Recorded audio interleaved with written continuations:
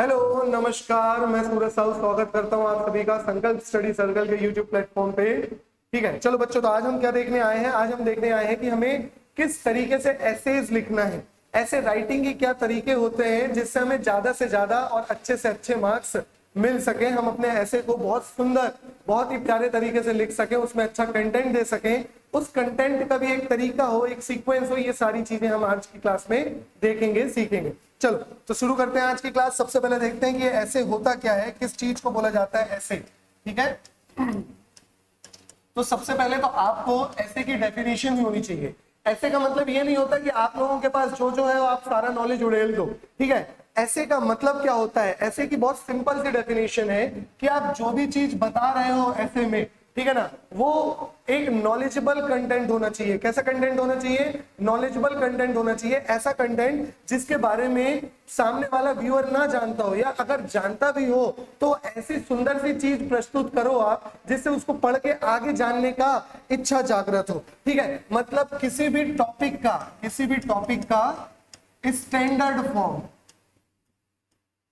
Standard form, किसी भी topic का क्या बोला जा रहा है? Standard form. कोई भी एक टॉपिक उठाओ, जिस भी टॉपिक पे आपको अगर ऐसे लिखना है तो उस टॉपिक पे एक स्टैंडर्ड तरीका होता है उस टॉपिक को एक्सप्लेन करने का, और उसी को क्या बोला जाता है? ऐसे बोला जाता है। उस स्टैंडर्ड तरीके को क्या बोला जाता है? ऐसे बोला जाता है। बस ये याद रहे कि जो स्टैंडर्ड फॉर्म होना चाहिए वो एक एजुकेटेड ओपिनियन होना चाहिए। एजुकेटेड ओपिनियन होना चाहिए, ठीक है ना। एजुकेटेड ओपिनियन से मतलब क्या है इसका समझना। ठीक है, एक पढ़े लिखे व्यक्ति द्वारा वो तर्क दिया जा रहा है ऐसा लगना चाहिए।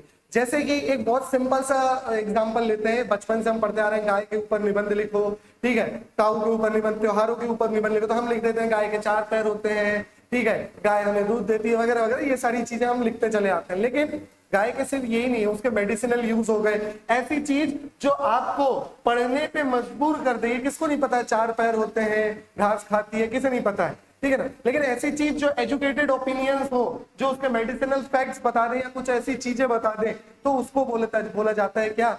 ऐसे। किसी भी ऐसे को क्या बोला जाता है? कोई भी टॉपिक का स्टैंडर्ड फॉर्म जो एजुकेटेड ओपिनियन हो। एजुकेटेड ओपिनियन मतलब पढ़ा लिखा निष्कर्ष हो। समझ में आ रहा है ना? ऐसा ना लगे कि कोई नौसिखिया बच्चा इसको लिख रहा है, कोई भी टॉपिक दे दे। गरीबी अगर मान लो टॉपिक दे दे, हमारे देश में बहुत गरीबी है, लोगों के पास सोने के लिए घर नहीं है, कई लोग खाना खाने को नहीं मिलता है, उनको एक टाइम खाना खा के रहते हैं, भीख मांगते हैं, ये नहीं पूछ रहा है वो। ठीक है, आपको क्या देना पड़ता है, क्या पूछ रहा है वो। ठीक है, तो सबसे पहले देखो, मैं केवल आप लोगों को लिखने का तरीका बता सकता हूं।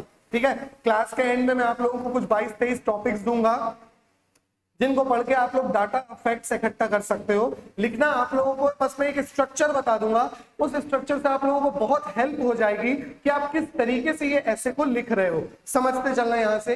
तो ऐसे सबसे जरूरी क्या है? हमने बोला कि भाई आपको चीजें लिखनी है, लेकिन सबसे ज्यादा जरूरी क्या है? तो सबसे पहला फैक्ट्स। आपके पास क्या रहने चाहिए? तथ्य रहने चाहिए, फैक्ट्स रहने चाहिए, आपको उस चीज के बारे में पता हो। ठीक है, ये कैसे चलेगा? हर चीज के बारे में थोड़ा थोड़ा पढ़ लो। अभी मैं बताऊंगा कि ये चीजें आप इकट्ठी कैसे करते रहोगे, लेकिन सबसे पहले देख रहे हैं कि हमें क्या लिखना है ऐसे में। फैक्ट्स, फैक्ट्स के बाद अगर ऐसा कोई ऐसे है, ऐसा कोई टॉपिक है, तो उसका डेटा भी प्रोवाइड करवाओ। आप क्या प्रोवाइड कराओगे? डेटा प्रोवाइड कराओगे कि क्या चीजें हैं उसमें, क्या डाटा है, क्या फैक्ट्स है। तीसरी चीज स्टैटिस्टिक्स। तीसरी चीज क्या इंपॉर्टेंट है? स्टैटिस्टिक्स। बताओ भाई क्या आंकड़े बोलते हैं, ग्राफ क्या बोलता है, लास्ट ईयर गरीबी कितनी थी, इस बार कितनी है, गरीबी का दर बढ़ रहा है, घट रहा है, ग्लोबल पॉवर्टी इंडेक्स क्या होता है, ये सारी चीजें उनको आपको बताना पड़ेगा कि भाई कितना है, रिपोर्ट्स कितने हैं, क्या रिपोर्ट्स क्या कहती हैं, सरकारी आंकड़े क्या कहते हैं, ये सारी चीजें आपको बतानी है उसको। और लास्ट में कि भाई सरकार ने इन सारी चीजों के लिए क्या काम किया है, तो सरकार की स्कीम।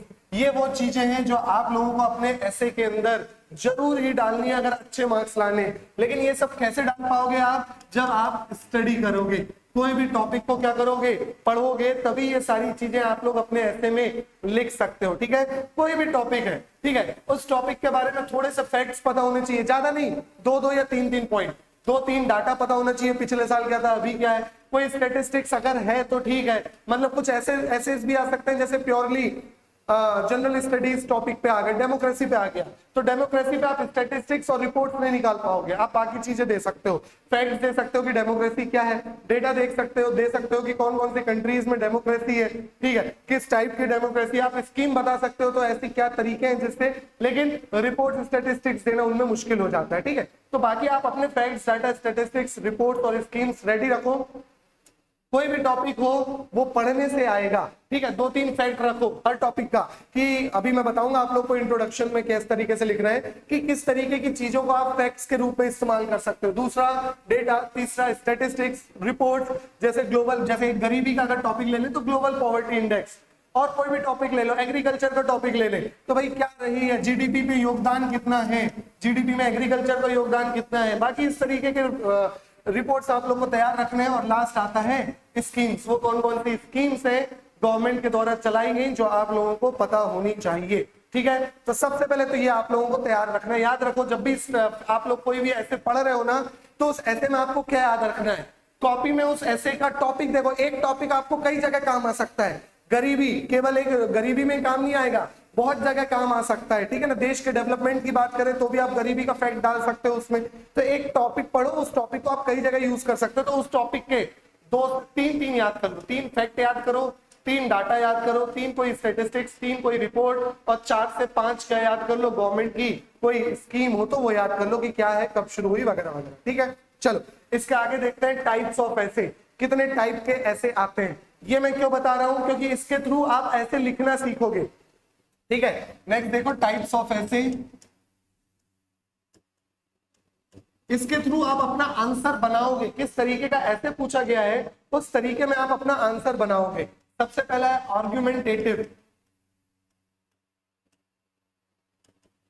अभी आपको नाम से समझ में नहीं आ रहा होगा, लेकिन फिर भी यहाँ पे आपको क्या दिख रहा है, आर्गुमेंट दिख रहा है, तो आर्गुमेंट से आप लगा सकते हो ये बहस वाली कोई चीज है। इसका मतलब है, यहाँ पे मैं लिख रहा हूं इसके एग्जाम्पल, ठीक है। इसका मतलब है कि एग्जामिनर क्या चाह रहा है, वो चाह रहा है कि आप डिबेट फॉर्म में जाएं, ठीक है ना। तो इसका एग्जाम्पल देख लो, इसका एक एग्जाम्पल लिख लो यहाँ पे, internet had positive and negative impacts on education. Internet had positive and negative impacts on education. ये एक एग्जाम्पल हो सकता है किसका, टाइप्स ऑफ ऐसे में कौन सा ऐसे का, आर्गुमेंटेटिव। आर्गुमेंट करना है आपको, दोनों चीज लिखनी है। क्या लिखनी है आपको, इंटरनेट के फायदे भी लिखना है एजुकेशन में, और इंटरनेट के नुकसान भी लिखना है। आपको अपने ही आपसे क्या करना है, डिबेट करना है, ऐसा चाह रहा है एग्जामिनर, ठीक है ना।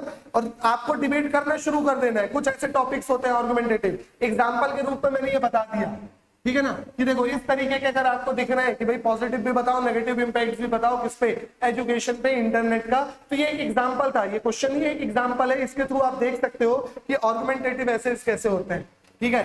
दूसरे नंबर पे देखो, हमें बस देखना है कि भाई किस तरीके के आप लोगों को ये एसेस देखने को मिलेंगे, क्लियर है। चलो दूसरा देखो, एक्सपोजिटरी ऐसे, ठीक है। अब ये एक्सपोजिटरी क्या होता है, दिमाग नहीं लगाना, हमें कुछ ये याद नहीं करना है, मैं बस आप लोग को जो तरीका बताने वाला हूं उस तरीका का तोड़ यहां से मिलेगा, ठीक है ना। चलो इसमें देखो, टेक्नोलॉजी हैज, आराम से लिखते चलो, ये एक एक एग्जांपल भी लिख लोगे आप लोगों का तो काम हो जाएगा, ठीक है ना। Technology has revolutionized the world, मतलब टेक्नोलॉजी ने, तकनीक में पूरे विश्व में क्या ला दिया है, रेवोल्यूशन ला दिया है, ठीक है। टेक्नोलॉजी में क्या किया है, पूरे विश्व में क्या ला दिया है, रेवोल्यूशन ला दिया है, ठीक है। समझ में आ रहा है ना। अब देखो यहाँ पे कोई डिबेट नहीं करना है, एक लाइन है, आपको केवल आपको इसके पॉइंट्स बताने हैं। टेक्नोलॉजी से शुरू करो और रेवोल्यूशन किस तरीके का आया है पूरे विश्व में, ये बताते हुए चलो। ये सारे ऐसे लिखने कैसे हैं अभी हम समझेंगे, ठीक है। तीसरे नंबर पे देखो, ये सारे ऐसे लिखने कैसे हैं अभी हम समझेंगे। तीसरे नंबर पे देखो, नैरेटिव ऐसे। तीसरे नंबर में कौन सा ऐसे देखने को मिलता है, नैरेटिव ऐसे। नरेशन जैसे आप लोग पढ़ते हो ना, तो उसी हिसाब से नैरेटिव ऐसे, ठीक है। अब ये नैरेटिव ऐसे क्या है जिसमें आपको नरेट करके सारी चीजें बतानी है। एग्जाम्पल के रूप में देखो, importance of communication skills, importance of communication skills, ठीक है ना। कि भाई हमारी जो बोलचाल की भाषा है, कम्युनिकेशन स्किल्स है, इनकी इंपॉर्टेंस क्या है डे टू डे लाइफ में, ठीक है। तो प्योरली ये क्या है, नरेशंस वाली चीजें, मतलब आपको केवल और केवल अपने टॉपिक को एक्सप्लेन करना है। वो आपका व्यू देखना चाह रहा है कि आपके व्यू क्या है, आपके हिसाब से बोलना, बात करना, कम्युनिकेशन कितना जरूरी है, ठीक है। वो ये जानना चाह रहा है कि आपके कम्युनिकेशन स्किल्स कैसे हैं। वो ये नहीं पूछ रहा है कि आपको कम्युनिकेशन स्किल के बारे में कितना पता है, वो आपसे इस टॉपिक के बदले आपकी राय जानना चाह रहा है। समझ में आ रहा है ना, ठीक है। चलो लास्ट देखो, डिस्क्रिप्टिव ऐसे, लास्ट कौन सा है, डिस्क्रिप्टिव ऐसे। अब डिस्क्रिप्टिव ऐसे का एग्जांपल देख लो, उससे समझ में आ जाएगा। योर ओपिनियन ऑन, कोई भी ले लो, नेशनलिज्म एंड ग्लोबलाइजेशन।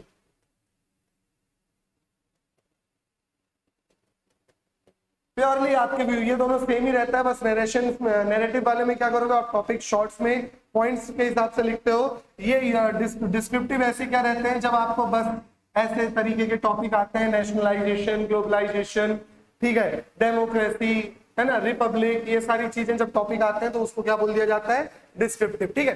तो देखो ये 4 टाइप के ऐसे होते हैं जिसमें हमें फोकस रखना है मेनली किसमें, आर्गुमेंटेटिव। वो चाह रहा है आप दोनों पक्ष में लिखो, ठीक है। बाकी यहाँ पे दोनों पक्ष की बात ही नहीं हो रही है, बाकी किसी में दो पक्ष की बात नहीं हो रही है, ठीक है ना।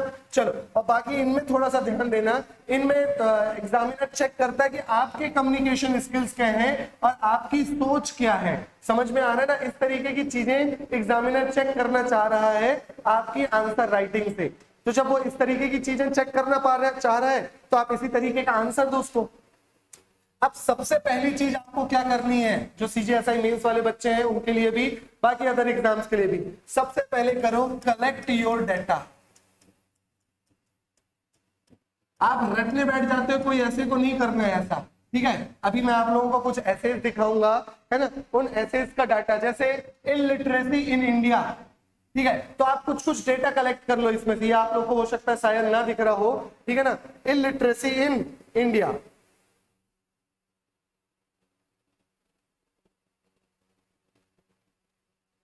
हाँ अभी दिख रहा है, ठीक है ना, क्या है डाटा, इलिटरेसी इन इंडिया, इसको पढ़ के हम डाटा कलेक्ट करेंगे। उसके बाद देखो पॉल्यूशन, तो भाई पॉल्यूशन क्या प्रॉब्लम है, क्या इसकी चीजें हैं, पॉल्यूशन के बारे में देख लेंगे। तीसरा देखो, एक है हमारे पास पॉवर्टी का डाटा किस तरीके से कलेक्ट करना है ना। एयर पॉल्यूशन, क्लाइमेट चेंज बहुत इंपॉर्टेंट है इस समय।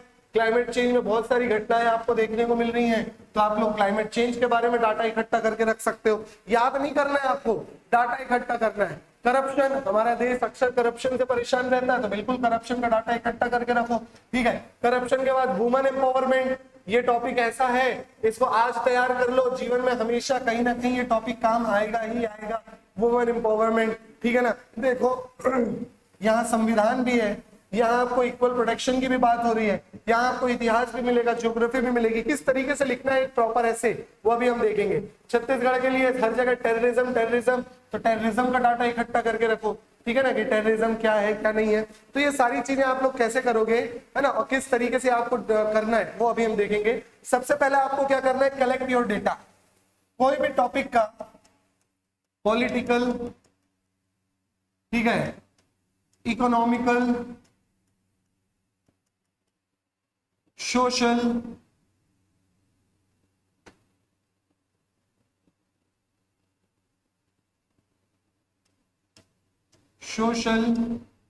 ठीक है, पॉलिटिकल अलग, फिर इंटर गवर्नमेंटल,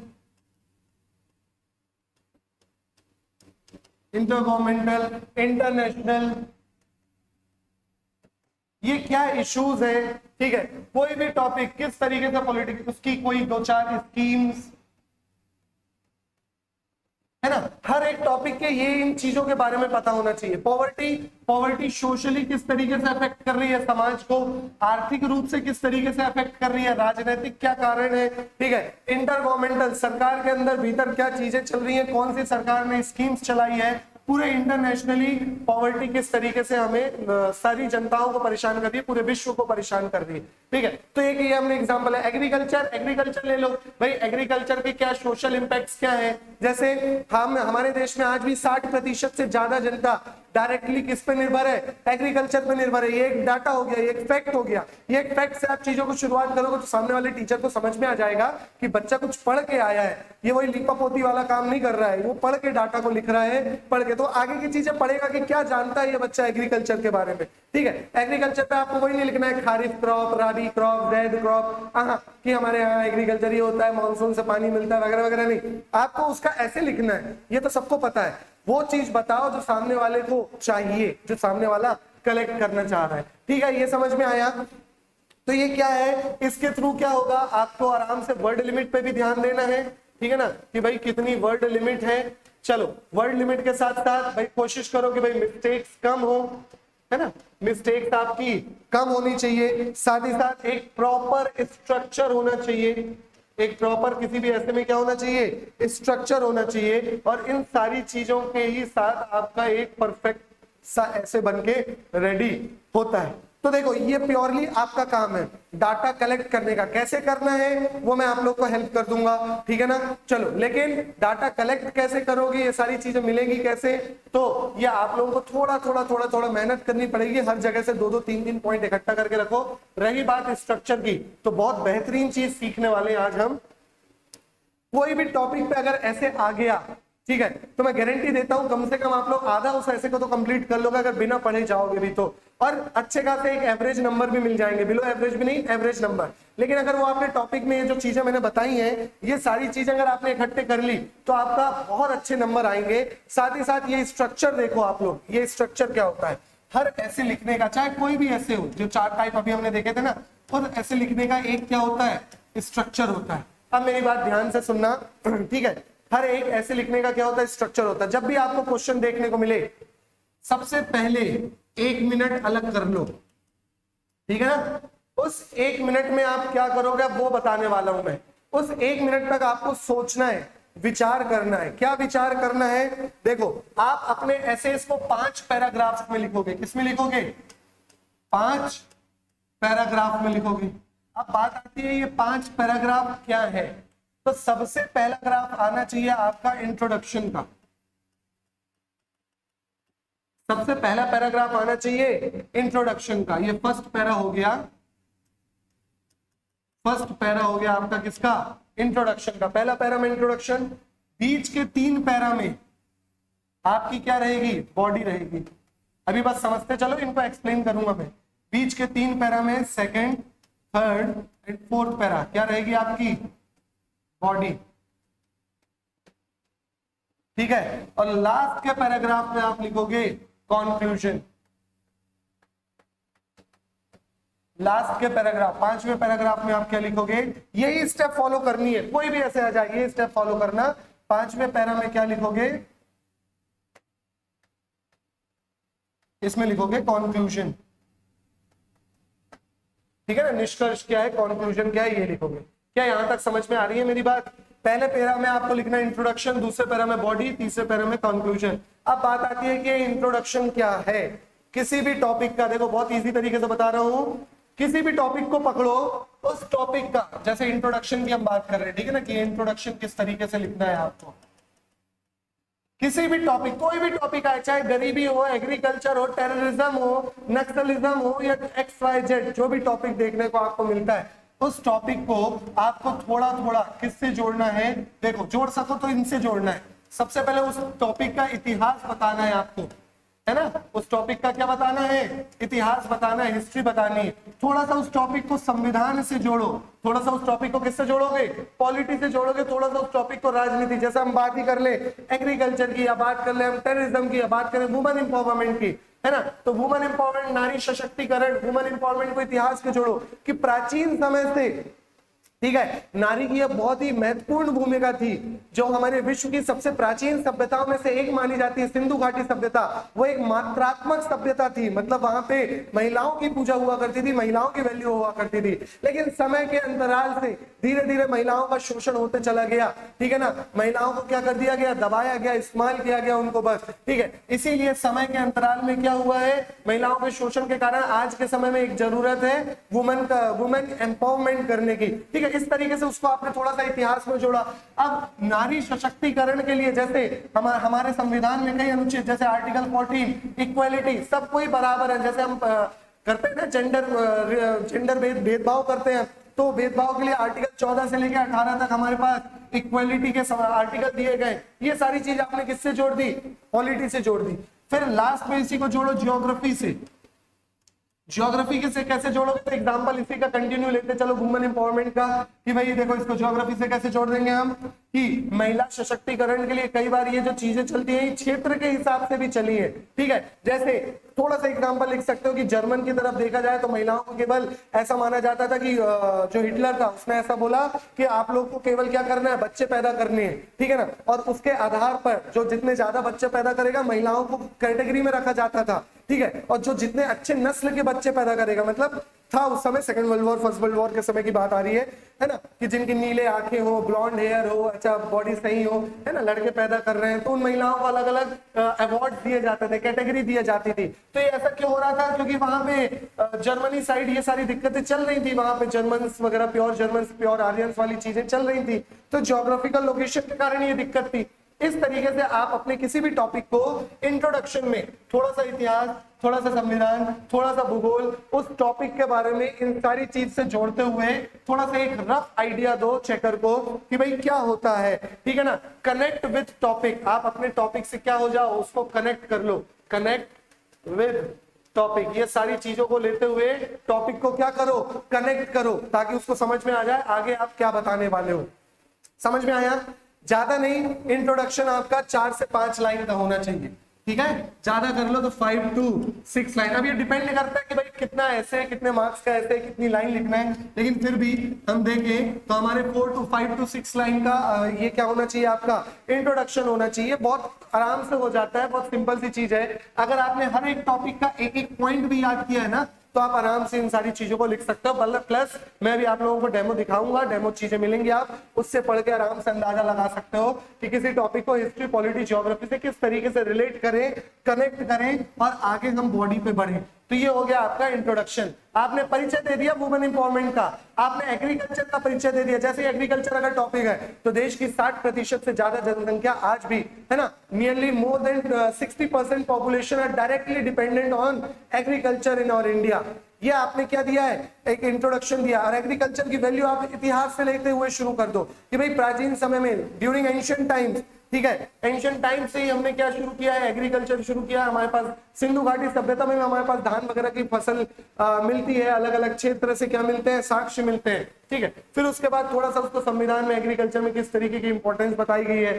भौगोलिक परिदृश्य तो बहुत अच्छे से लिख सकते हो कि अलग अलग क्षेत्र में अलग अलग तरीके की एग्रीकल्चर के लिए प्रावधान है। जैसे जहाँ काली मिट्टी पाई जाती है वहां कपास अच्छे से होता है, वगैरह वगैरह। ये सारी चीजें लिख के आराम से आप 5-6 लाइन का एक बेहतरीन इंट्रोडक्शन उस टॉपिक पे लिख सकते हो, ठीक है। अब बात आती है किसकी, बॉडी की, कि भाई बॉडी में क्या लिखना है, ठीक है ना। अब बात किसकी आती है, बॉडी की आती है। तो बॉडी में आप लोगों को 3 चीज लिखना है।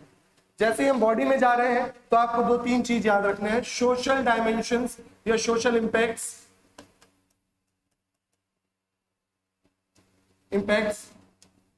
इकोनॉमिकल डायमेंशंस या इकोनॉमिकल इंपैक्ट,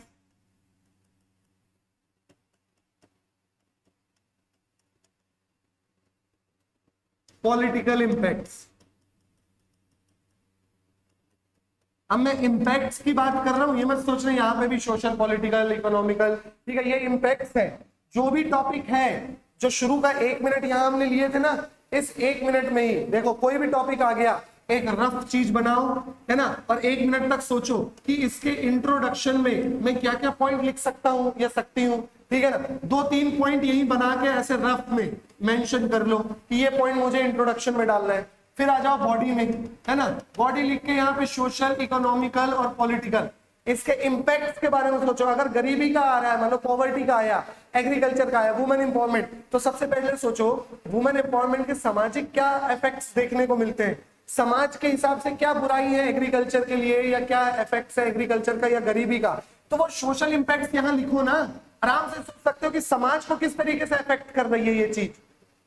कोई एग्जांपल ले लो, गरीबी, गरीबी समाज में किस तरीके से दिक्कत कर रही है भाई, गरीबी समाज में क्या ला रही है, इनइक्वालिटी ला रही है, गरीबी के कारण लोगों में भेदभाव की भावनाएं उत्पन्न होती हैं, poor becomes poor, richer becomes richer, ठीक है, ये वाली चीजें देखने को मिल रही है हमारे देश में, करप्शन इसके कारण फैल रहा है, गरीब व्यक्ति अपने आप को और गरीब करता जा रहा है, उसको सारी सुविधाएं नहीं मिल पा रही है, ठीक है, तो ये सोशल इम्पैक्ट्स है। उसके बाद देखना इकोनॉमिकल इम्पैक्ट्स, आर्थिक किस तरीके से परेशान हो रहा है वो, आर्थिक क्या तरीके की, वो कौन कौन सी इकोनॉमिकल चीजें हैं जिसके कारण उसको इफेक्ट हो रहा है। भाई जो एक गरीब व्यक्ति है वो सरकार की जो जितनी भी चीजें हैं उनका बेनिफिट तो उठा रहा है, लेकिन वो अपनी इकोनॉमी को बढ़ा नहीं पा रहा है, ठीक है, क्या उसके पास बैंक में लाखों करोड़ों रुपए हैं, वो क्यों है, क्या क्या ऐसे रीजंस हैं जिसके कारण वो अपने आप को इकोनॉमिकल तरक्की नहीं कर पा रहा है, ठीक है ना, तो इकोनॉमिकल इंपैक्ट्स लिखो। उसी तरीके से पॉलिटिकल इंपैक्ट्स में क्या लिखोगे, स्कीम्स, यहाँ पे आपको आएंगी स्कीम, सरकार ऐसी कौन सी चीज कर रही है जिससे इन गरीबों का उत्थान हो, ठीक है ना, सरकार ऐसी क्या चीज कर रही है जिससे गरीबों का उत्थान हो रहा है, वो कौन सी पॉलिटिकल स्कीम्स चलाई जा रही हैं, या क्या करना चाहिए, ये सारी चीजें भी आप लोग यहाँ पे बॉडी में बता सकते हो। क्या समझ में आ रहा है, ठीक है। सामाजिक कारण, गरीबी के सामाजिक कारण लिखना है यहाँ पे आपको, वो कौन से सामाजिक कारण, यहाँ पे लिखना है आर्थिक कारण। देखो बहुत सिंपल हो जाएगा, किसी भी टॉपिक के आर्थिक इंपैक्ट्स क्या है, आर्थिक कारण बोल लो या प्रभाव बोल लो, कारण भी बता सकते हो और प्रभाव भी बता सकते हो कि क्या है, किस तरीके से आर्थिक इस परिस्थितियां किसी इंसान को वुमेन एम्पावरमेंट के लिए या गरीबी के लिए, ये सारी चीजों के लिए इफेक्ट होती है। राजनीतिक कारण या प्रभाव। अब मुझे लगता है कि अगर आप लोगों को कोई टॉपिक दिया जाए तो आप लोग इन प्रभाव के हिसाब से अगर 3 कोई पॉइंट निकाल लिया अपने सोशल इंपैक्ट्स, 3 कोई पॉइंट निकाल लिए इकोनॉमिक इंपैक्ट्स, और 3 पॉइंट निकाल लिया या 2-3 स्कीम निकाल लिया आपने, जैसे मान लो इकोनॉमिक, तो भैया गरीबों को उत्थान के लिए जनधन योजना, ठीक है ना, और वुमेन एम्पावरमेंट के लिए बेटी बचाओ बेटी पढ़ाओ योजना, ऐसी चीजें आप लोग योजनाओं को याद करते रहो। गरीबी के लिए, इकोनॉमी के लिए डीबीटी, डायरेक्ट बेनिफिट ट्रांसफर, ठीक है, जनधन योजना हो गई, है ना। चलो, तो ये कुछ ऐसी चीजें जिनको आप याद करके क्या कर सकते हो, अपने आंसर को, अपने ऐसे को बहुत बेहतरीन बना सकते हो। समझ में आ रहा है ना। चलो, क्या याद रखोगे, कोई भी सामाजिक कारण या प्रभाव क्या है, कारण या प्रभाव, वो कौन से ऐसे प्रभाव है जो इस टॉपिक को, जो भी आपका टॉपिक है उसको अफेक्ट करेंगे। तो अगर 4-4 लाइन भी लिख लिए तो देखो यहाँ पे आपको 3 पैराग्राफ देखने को मिल रहे हैं, हाँ या ना। पहले पैराग्राफ में आपको क्या लिखना है, 4 से 5 लाइन या 5 से 6 लाइन का आपका एक पैराग्राफ होना चाहिए, ठीक है। पहले पैराग्राफ में लिखना है कि उस पॉइंट के सोशल इंपैक्ट्स क्या है। फर्स्ट पैरा आपका उसका हो चुका है, किसका, इंट्रोडक्शन का। तो मान लो ये सेकंड पैराग्राफ है, कौन सा पैराग्राफ है आपका, सेकंड पैराग्राफ है ना। थर्ड पैराग्राफ इसका होना चाहिए, थर्ड पैरा सेम 5 से 6 लाइन का, और फोर्थ पैराग्राफ इसका होना चाहिए, फोर्थ पैरा। समझ में आ रहा है, ठीक है, क्लियर है ना। इस तरीके से लिखोगे तो आपका ऐसे बहुत ही सुंदर बनेगा, सामने वाला पढ़ेगा भी, आई भाई सोशल इंपैक्ट्स क्या है, डाल दो ना हेडिंग, बॉडी में डाल दो हेडिंग सोशल इंपैक्ट्स। बॉडी और इंट्रोडक्शन नहीं लिखना, इंट्रोडक्शन तो आप लोग लिख भी सकते हो चाहो, लेकिन इंट्रोडक्शन मत लिखो, डायरेक्ट ऐसे शुरू करो, एक पैराग्राफ में इंट्रोडक्शन देके खत्म कर दो, फिर उसका एक पैराग्राफ डायरेक्ट सोशल इंपैक्ट्स डालो, दूसरे में इकोनॉमिकल इंपैक्ट, तीसरे में पॉलिटिकल इंपैक्ट डालो, उसको दो, ये सारी स्कीम्स हैं, ये सारे आर्थिक कारण या सामाजिक कारण, वो पढ़ेगा ऐसे, इंटरेस्टिंग बनेगा। समझ में आ रहा है ना, क्लियर हो गया। चलो, इसके बाद आ जाओ आप लोग सीधे सीधे किसमें, आपके फिफ्थ एंड लास्ट पैरा, जो कि होता है क्या, कंक्लूजन, है ना, निष्कर्ष जिसे हम बोलते हैं। 5वां पैरा क्या होना चाहिए आपका, निष्कर्ष होना चाहिए। अब ये निष्कर्ष भी 2 तरीके को देखने को मिलता है ना। इस निष्कर्ष में आप उसको पहली चीज बताओगे वे फॉरवर्ड, ठीक है ना, पहली चीज क्या बताओगे भाई आप उसको, वे फॉरवर्ड, और एक चीज बताओगे सॉल्यूशन। ये जितने आपने प्रभाव और कारण बताए हैं ना, सॉल्यूशन क्या है, सॉल्यूशन दोगे कहां पे, निष्कर्ष में। ये तो इसके 2 पैराग्राफ में, एक ही पैराग्राफ में आप ये दोनों चीज रखोगे। वे फॉरवर्ड मतलब आप क्या सोचते हो, क्या करना चाहिए, है ना। अगर मान लो जनधन योजना की अगर बात करें, या इसी में हम बात करते हैं डिमोनेटाइजेशन, तो डिमोनेटाइजेशन अच्छा था या बुरा था, आप क्या सोचते हो वो यहां बताओ। या उस डिमोनेटाइजेशन को किस तरीके से सुधारा जा सकता था या सुधारा जा सकता है। जैसे हाल ही में आपको पता चला है आरबीआई ने 2000 के नोट के लिए वापस करने के लिए आज से जो डेट है वो शुरू हो रही है, ठीक है ना। चलो, तो वो वे फॉरवर्ड आपको बताना है, उसके सॉल्यूशन क्या हो सकते हैं, क्या है उसके। अब आप लोगों ने इतनी सारी जो चीजें बता दी, तो अब उसका सॉल्यूशन क्या है, हल क्या निकल रहा है, ये आपका माइंड चेक कर रहा है, ठीक है ना। कंक्लूजन देख के 4 से 5 लाइंस आप यहाँ पे लिखो, यहाँ पे आराम से कंक्लूजन में, और देखो कैसे मार्क्स नहीं मिलते हैं, ठीक है ना। तो आपको किसी भी ऐसे में यही 5 चीजें फॉलो करनी है, ठीक है ना। लास्ट कंक्लूजन में आपको क्या बताना है कि कंक्लूजन क्या निकलता है, आपको पहले देना है सॉल्यूशन, और उसके बाद बताना है कि आप इस चीज को किस तरीके से देखते हो, ठीक है ना। चलो, तो आपको यही चीजें फॉलो करनी है। सबसे पहले क्या करना है आपको, इसको देखो, इसको आईसेप-सी बोला जाता है, आईसेप-सी। ये क्या है, सबसे पहले आपको क्या फॉलो करना है, इंट्रोडक्शन देना है, ठीक है। फिर ये होती है बॉडी, है ना, ये क्या होती है आपकी किसी ऐसे की बॉडी। ये क्या है, सोशल डायमेंशंस या इंपैक्ट्स बोल लो, ठीक है। इकोनॉमिकल इंपैक्ट्स, इकोनॉमिकल इंपैक्ट्स, और ये क्या है आपके पॉलिटिकल इंपैक्ट, ठीक है। और ये लास्ट में आता है कंक्लूजन। दुनिया में किसी एग्जाम के लिए कोई ऐसे लिख रहे हो आप, बस ये रूल फॉलो करो, आईसेप-सी, है ना, ये रूल फॉलो कर लो। बहुत ही आसानी, बहुत फेमस रूल है, बहुत आसानी से आप लोग बहुत अच्छा स्कोर कर सकते हो। सबसे पहले किसी भी ऐसे के लिए इंट्रोडक्शन लिखो, उसके बाद उसके सोशल बॉडी में लिख रहे हो social impacts, economical impact, political impact, और लास्ट में क्या लिखना है आप लोगों को, कंक्लूजन लिखना है। कंक्लूजन में आप लोग वापस से इंट्रोडक्शन वाली चीज में आ जाओ। कंक्लूजन कैसे लिखोगे कि भाई पुराने समय में भी अगर मान लो वुमेन एम्पावरमेंट नहीं था तो उसके ये इफेक्ट्स देखने को मिले, ठीक है। अगर हम इसको सुधारेंगे नहीं, ये वे फॉरवर्ड है, तो आने वाले समय में हमारा देश फिर से पतन की ओर चलेगा। ये तो आपने वे फॉरवर्ड बता दिए, अब उसके बाद बताओ सुधारें कैसे, ठीक है। तो सुधारने का तरीका बताओ, हमें इक्वालिटी लाना है, क्या करना है क्या नहीं करना, वो डाटा आप लोगों को तैयार करना पड़ेगा। मैंने आप लोगों को क्या बताया है, स्ट्रक्चर बताया है। ये होता है किसी भी ऐसे का स्ट्रक्चर। अगर आप लोगों ने अभी तक नहीं देखा है तो आराम से इस वीडियो को देख के आप लोग बहुत आसानी से अपना ऐसे सुधार सकते हो। किसी भी ऐसे को लिखने का स्ट्रक्चर क्या है, आईसेप-सी। क्या याद रखोगे, आईसेप-सी। आईसेप-सी के आधार पर शुरू में 1 मिनट से ज्यादा भी दे सकते हो आप लोग, 1 मिनट से 2 मिनट दो। यहाँ ये मत सोचना कि टाइम वेस्ट हो रहा है, ये आप बहुत अच्छा काम कर रहे हो। पहले इंट्रोडक्शन के 3 पॉइंट रेडी कर लो, सोशल के 3 पॉइंट रेडी करो, इकोनॉमिकल के 3 पॉइंट रेडी करो, और पॉलिटिकल के 3 पॉइंट रेडी करो। 3 स्कीम रेडी कर लो या कुछ भी सोच के। जब 2 मिनट देना है, ये नहीं आधा घंटा बैठ के सोच रहे हैं, 2 मिनट देना है। फिर उसके बाद कंक्लूजन में क्या लिखना है, 3 पॉइंट सोच लो।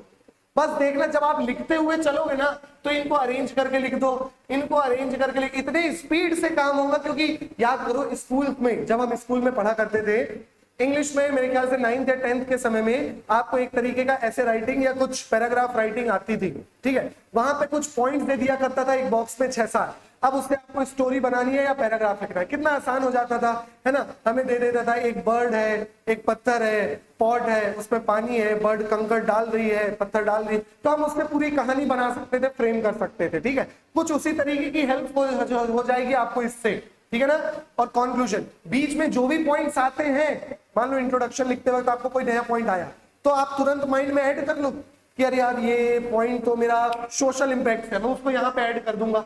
सोशल इंपैक्ट यहीं पे तुरंत लिख दो शॉर्ट में, अपना ऐसे लिखते वक्त उसको ऐड कर देना। मान लो सोशल लिख चुके हो, उसके बाद आया है तो थोड़ा सा एडजस्ट कर लो उसको, है ना। इकोनॉमिकल पॉइंट आ गया, लिखते ही वक्त आ गया कि अरे हाँ आर्थिक कारण ये भी तो है, इस कारण से भी तो हम आर्थिक पिछड़ रहे हैं, समझ में आ रहा है ना, ठीक है। चलो, तो उसको तुरंत ही तुरंत आपने इकोनॉमिकल फैक्टर में ऐड कर लिया, यहां लिखने की जरूरत नहीं, डायरेक्ट ऐसे में लिख दो। तो ये तरीका होता है ऐसे लिखने का, समय में कम समय, यहाँ जो 1-2 मिनट अगर आप दे दोगे ना इसमें, तो आपको ऐसे लिखने में बहुत कम समय लगेगा। ऐसे लिखते वक्त हमारा पेन रुकता है, वो पेन नहीं रुकेगा, हम सोचेंगे नहीं, फ्लो में ऐसे लिखते चले जाएंगे। अगर आपने ये 1 से 2 मिनट पहले दे दिया तो समझ में आ रहा है, क्लियर है। 1 से 2 मिनट पहले सोच लो, स्ट्रक्चर तैयार करो किसी भी ऐसे का। क्या तैयार करना है, स्ट्रक्चर तैयार करना है, और देखो फिर उसके बाद बताओ किस तरीके से आपके मार्क्स नहीं आते हैं। ठीक है, चलो अब हम क्या देख रहे हैं, अब आप लोगों को मैं कुछ डेमोस बता रहा हूँ, कुछ ऐसे हैं हमारे पास, वो ऐसे से आप लोग आराम से एक ऐसे हम लोग कोई भी पढ़ेंगे, उस तरह से ऐसे आप इंट्रोडक्शन, बॉडी और कंक्लूजन पे आएंगे। हम देखते हैं कैसे होता है। आप लोगों को जो भी इंफॉर्मेशन चाहिए इस नंबर पे कॉल करके इंफॉर्मेशन ले सकते हो। ये जो पीडीएफ है, ये जो चीजें मैंने लिखी है और जो आपको रिटर्न पीडीएफ है, वो आप अगर ग्रुप में ऐड हो, हमारे संकल्प स्टडी सर्कल के ग्रुप में ऐड हो तो ग्रुप में मिल जाएगा, नहीं हो तो इस नंबर पे आप मुझे टेक्स्ट कर लेना या कॉल कर लेना। मैं आप लोगों को सारे पीडीएफ जो हमारे 24-25 ऐसे हैं, ये सारे पीडीएफ आप लोगों को मैं प्रोवाइड करवा दूंगा। ठीक है, चलो सबसे पहले हम यही एक ही ऐसे देख लेते हैं, ज्यादा लंबा समय नहीं लूंगा मैं।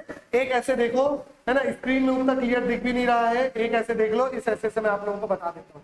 सबसे पहले इंट्रोडक्शन देखो, इंट्रोडक्शन में इसमें एक सबसे पहले एक ऐसी लाइन लिखी है जो थोड़ी सी अट्रैक्टिव हो। ये कब लिख पाओगे, जब आपके पास डेटा होगा। Education is the most powerful weapon which you can use to change the world. ठीक है, एक इंट्रोडक्शन की ओपनिंग लाइन, जैसे होते हैं ना ओपनिंग बैट्समैन होता है, ओपनिंग लाइन देते हुए ये अब स्टार्ट कर रहा है।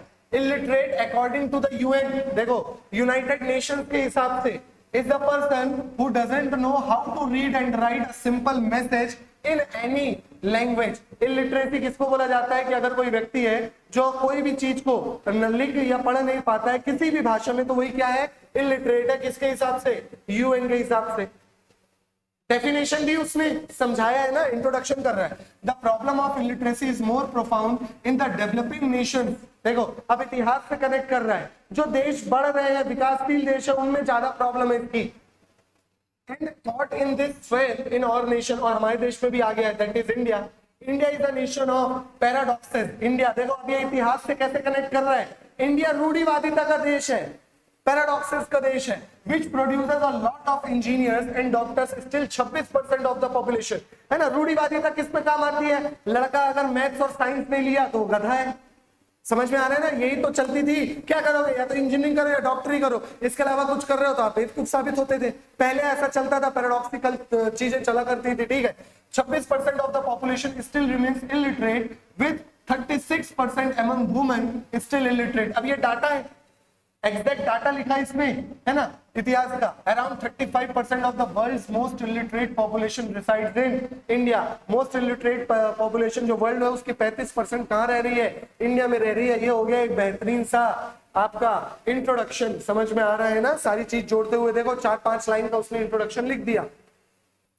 There are some causes of this illiteracy. अब आ रहा है ये इंपैक्ट में, कारण में आ रहा है, प्रभाव में आ रहा है। क्या लिखा है, कारण। अब किस में आएगा, कारण में आएगा, प्रभाव में आएगा। इन और कंट्री पहले देखना सोशल, इकोनॉमिकल, पॉलिटिकल। अब ऐसा नहीं है कि पहले सोशली पहले पॉलिटिकल, किसी तरीके से आप अरेंज कर सकते हो। In our countries some of them are high population but limited resources. High population क्या इकोनॉमिकल प्रॉब्लम है, क्या पॉलिटिकल है, ये सामाजिक दिक्कत है। अगर हमारे देश में अगर हम ऐसा स्ट्रिक्टली बोल दिया जाए कि हर किसी को एक बच्चा करना है या 2 बच्चे करने, तो हमारी जनता रुष्ट हो जाएगी, दिक्कत हो जाएगी। एक सामाजिक दिक्कत आ रही है। ठीक है, ऑर्थोडॉक्स मतलब पुरानी सोच वाले, ये सामाजिक दिक्कत है। Thinking of people living in the backward area that children are meant for earning। वो पुराने जमाने, हमारे गांव छोड़ के नहीं जाना है, हमें क्षेत्र छोड़ के नहीं जाना है, शहर छोड़ के नहीं जाना है। ठीक है, तो वही गांव में ही काम कर रहे हैं। Relatively less spending on education system, शिक्षा में कम खर्च करना। Commercialisation of school, less number of school in rural areas, गांव वगैरह क्षेत्र में इन समाज में स्कूल अच्छे नहीं है। Technological barrier, lack of sanitation, ठीक है ना, due to which many girls drop out. अच्छे से टॉयलेट वगैरह नहीं मिलते हैं, जिसके कारण कई लड़कियों को स्कूल जाने से रोक दिया जाता है। ठीक है, बच्चों को स्कूल जाने से रोक दिया जाता है। ये क्या थे आपके सोशल कॉज थे। इलिटरेसी क्यों है, हम बेसिकली क्या पढ़ रहे हैं, इलिटरेसी पढ़ रहे हैं। ठीक है ना, तो उसके सोशल कारण क्या है ये बता दिया। ठीक है, इकोनॉमिकल कारण देखो, impacts of illiteracy are equally perilous. Illiteracy creates a vicious cycle of poverty. ये जो इलिटरेसी है वो गरीबी का चक्र। एक मजदूर का बेटा अगर वो पढ़ा नहीं उसका बच्चा, तो वो भी मजदूरी करेगा, गरीबी के साइकिल में फंसे रह जाएंगे। एक चक्र है ये। ठीक है ना, विशियस साइकिल ऑफ पॉवर्टी बोला जाता है, गरीबी का चक्र है। Unemployment, child labour, population explosion, जनसंख्या विस्फोट, चाइल्ड मैरिज, बचपन में ही बच्चे की शादी करा दी। उस बच्ची को अकल क्या है, 22 साल 23 साल की लड़कियों को अकल कितनी होती, कितनी मैच्योर हो पाती है वो, जो ये सारी चीजों को समाज को समझ सकेंगी। ठीक है ना, and so forth. The government has though taken some initiatives to deal with this menace, सरकार को इन सारी चीजों से हैंडल करने के लिए कुछ ना कुछ ऐसे उपाय करने पड़ेंगे। In 2003 right to education was introduced as fundamental right. Some other initiatives are Sarva Shiksha Abhiyan, mid day meal scheme, Beti Bachao Beti Padhao etcetera. समझ में आया? क्लियर हुआ? ये स्कीम्स आप लिख पाए क्यों? जब आपने डाटा इकट्ठा किया था हर चीज के। देखो ज्यादा नहीं लिखा, 3 सर्व शिक्षा अभियान, ठीक है, मिड डे में सर्व शिक्षा अभियान देखो ना, पेंसिल में वो एक लड़की बैठी रहती है उस तरीके से। मिड डे मील मध्याह्न भोजन जिसे बोला जाता है, बच्चों को एक टाइम का भोजन दिया जाता है। इसी चक्कर में स्कूल में बच्चे तो आए कम से कम, जाओ दोपहर का खाना मिलेगा, ठीक है। और फिर बेटी बचाओ बेटी पढ़ाओ, ठीक है ना, सुकन्या योजना, लाडली लक्ष्मी योजना, इस तरीके की कई सारी चीजें हैं जो बेटी वुमेन इंपावरमेंट के लिए भी काम आती। क्या आप बेटी बचाओ बेटी पढ़ाओ वुमेन इंपावरमेंट में नहीं लिख सकते? बिल्कुल लिख सकते हो। समझ में आ रहा है ना? इस तरीके की चीजें एक बार डाटा याद रखोगे, वो एक डाटा कई जगह काम आएगा, ठीक है। चलो अब इसको आप उसमें भी लिख सकते हो, जैसे यही स्कीम्स उसमें भी लिख सकते हो कि what are the governmental measures which are taken for the country. ऐसे कौन से गवर्नमेंट मेजर्स हैं जो देश के लिए डेवलपमेंट के लिए लिए जा रहे हैं, उसमें भी लिख सकते हो। और देखो central and state government must collaborate to introduce. अब ये क्या कर रहा है? ये कंक्लूजन दे रहा है, ठीक है ना। ये शॉर्ट एसेज हैं, आप लोगों के लिए शॉर्ट एसे लाए गए हैं, ठीक है। इसी 2 पैराग्राफ में इसने बॉडी रखी है, इसमें आपने इसने इकोनॉमिकल इंपैक्ट भी डाला, पॉलिटिकल इंपैक्ट भी। कंक्लूजन देखो, अब कंक्लूजन में वो सलाह देगा। कंक्लूजन समझना, central and state government must collaborate to introduce scheme. केंद्र सरकार राज्य सरकार को साथ में आना पड़ेगा कोई भी स्कीम्स लाने के लिए, to encourage more and more children to take their education seriously. ज्यादा से ज्यादा बच्चे अपनी एजुकेशन प्राप्त कर सके, शिक्षा प्राप्त कर सके।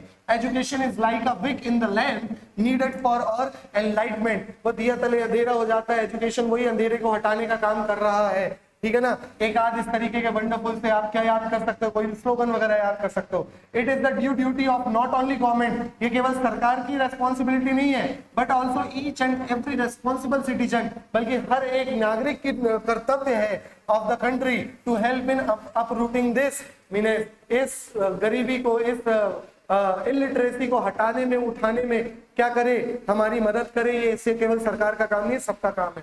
समझ में आया? आप बस थोड़ा सा डाटा एक दो डाटा याद कर लो। ये 2-3 दिन जो आप लोग के पास अभी एग्जाम के बचे सीजीएसआई मेंस के लिए, 5-6 टॉपिक ये जो मैंने यहाँ पे दिया हूं, बस इसी को इसी स्ट्रक्चर में याद कर लो, इसी स्ट्रक्चर में लिख लेना।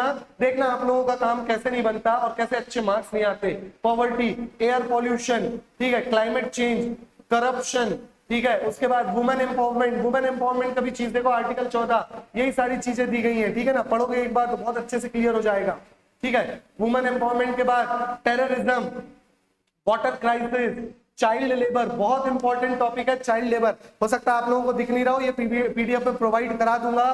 फिर से बोल रहा हूं, इस नंबर पे कॉल कर लेना। जो बच्चे ग्रुप में जुड़े नहीं है उन लोगों के लिए 9131681321 9131681321 है ना। तो मैं आपको ग्रुप में ऐड कर लूंगा और आप लोगों को ये पीडीएफ मिल जाएगा, जो भी पीडीएफ है। अदरवाइज इसी के पिन कमेंट में मैं ये पीडीएफ भी प्रोवाइड करवा दूंगा आप लोगों को मैं, है ना। यूट्यूब के डिस्क्रिप्शन में ही पहले कमेंट में आप लोगों को पीडीएफ भी मिल जाएगा।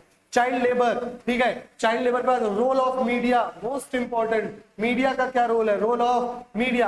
अनएम्प्लॉयमेंट, इस समय तो अनएम्प्लॉयमेंट के लिए तो देखो बहुत दिक्कतें चल रही हैं। Unemployment, social media, social media क्या है? साइबर सिक्योरिटी, ये सब जो है ना। बस ये जो मैंने 22-23 डाटा दिया हूं, इन्हीं के बस 3-3 पॉइंट याद कर लो जो मैंने स्ट्रक्चर बताया है। ग्लोबल वार्मिंग, ठीक है, global warming, floods in India, Bharat में बाढ़ जो आती है, मोबाइल फोन्स, है ना, universal basic income, non performing assets, भाई जो बैंकिंग वाले एग्जाम रहते हैं उनके लिए एनपीए, नॉन परफॉर्मिंग एसेट्स। उसके बाद फेक न्यूज और last plastic pollution, most important plastic pollution. Modi ji ने प्लास्टिक बैन किया, प्लास्टिक पॉल्यूशन क्या है, ठीक है ना, ये सारी चीजें। तो बस आपको कुछ नहीं करना है, जो मैंने आईसेपसी क्या बताया हूं मैंने, सी, हर एक ये जो 22 टॉपिक है, इसी 22 टॉपिक में से आप इन दो चीजों को, जैसे कई तो रिलेटेड है, जैसे पॉल्यूशन, आपने इसमें एयर पॉल्यूशन भी देखा है, आपने इसमें एनवायरमेंटल पॉल्यूशन भी देखा है, तो कई टॉपिक तो रिलेटेड है, परेशान होने की जरूरत नहीं है। इंट्रोडक्शन के 2-3 पॉइंट, सोशल इकोनॉमिकल और पॉलिटिकल के 2-3 पॉइंट, और लास्ट में कंक्लूजन के 2 से 3 पॉइंट, 2 से 3 गवर्नमेंट स्कीम्स, बहुत आसानी से याद हो जाएगी। मेरे ख्याल से अगर आप 5 घंटे बैठोगे तो ये सारे 22 के 22 टॉपिक के आराम से 4 से 5 घंटे में आप चीजें रेडी कर सकते हो, और इसके बाहर आपका ऐसे नहीं रहेगा, यहां से आपकी सारी चीज हो जाएंगी। लिखने की दिक्कत मैंने बताया, 1 से 2 मिनट दो, इंट्रोडक्शन के 3 पॉइंट लिखो, इसी तरीके से लिखना, इंट्रोडक्शन ये पहला पॉइंट, दूसरा पॉइंट, तीसरा, ठीक है। सोशल के 3 पॉइंट लिखो, इकोनॉमिकल के 3 पॉइंट लिखो, पॉलिटिकल के 3 पॉइंट लिखो, कंक्लूजन के 3, जितने याद आ रहे हैं, 2 याद आ रहे हैं 2 लिख लो, और उसके बाद आप अपना ऐसे लिखना शुरू करो। देखो क्या बेहतरीन तरीके से आप लोग का ऐसे होगा, कितने अच्छे नंबर आएंगे, ठीक है ना। चलो, तो एक ही रूल याद रख लेना, ISFC के हिसाब से आप लोग बहुत जल्दी अपना समय बचाते हुए ऐसे को कंप्लीट कर सकते हो, ठीक है। उम्मीद करता हूं आज की ये जो लेक्चर है, वीडियो क्लास जो है, आप लोगों के लिए हेल्पफुल साबित होगी। अगर हेल्पफुल साबित होगी तो कमेंट करके जरूर बताना कि हाँ सर कुछ नया सीखने को मिला। मिलते हैं आप सभी से आगे की क्लासेस में। जो भी डाउट हो आप लोग इस नंबर पे कॉल करके, टेक्स्ट करके पूछ सकते हो, 9131681321 पूछ सकते हो। मिलते हैं आप सभी से नेक्स्ट क्लास में, तब तक के लिए goodbye, take care, keep learning and all the best.